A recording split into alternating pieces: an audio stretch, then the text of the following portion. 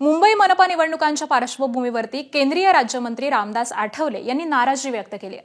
भाजपनं आमच्या कार्यकर्त्यांवरती अन्याय केला अशी भावना त्यांनी व्यक्त केलेली आहे। स्थानिक स्वराज्य संस्थांच्या निवडणुकांच्या निमित्तानं एबीपी माझाच्या कॉफी विथ कौशिक या पॉडकास्टमध्ये आठवलेंनी ही प्रतिक्रिया दिली आहे।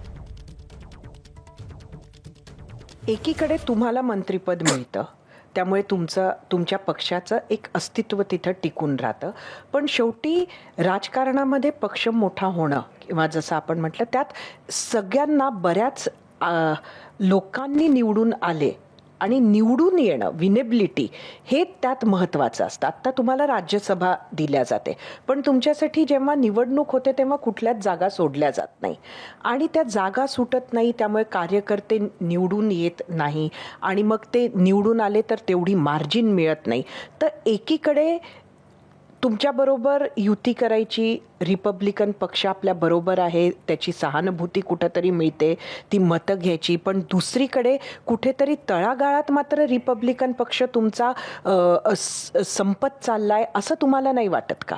म्हणजे तुम्ही हे आकडे सांगताय वेगवेगळ्या राज्याचे, पण जोपर्यंत लोक जिंकून येणार नाही तोपर्यंत ह्या सगळ्या गोष्टीला अर्थ काय आहे?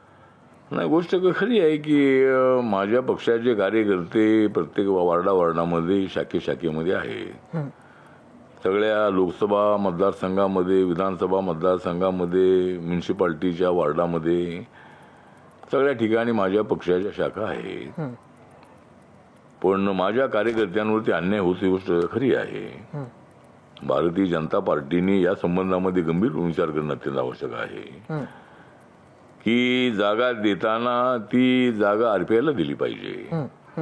मी या महानगरपालिकेच्या निवडणुकीत सांगितलं होतं की आमचं सिम्बॉल आमचं नाही म्हणजे आम्हाला ते अधिकृत सिम्बॉल अजून मिळालं नाही आहे, त्यामुळं बीजेपीच्या सिम्बॉलवर लढण्याची आमची तयारी आहे। पण आरपीआयच्या कार्यकर्त्यांना ते तिकीट द्या, ही जागा आरपीआयच्या कार्यकर्त्याला द्या, पण विचार होत नाही आहे, आमच्यावर अन्याय होतो आहे।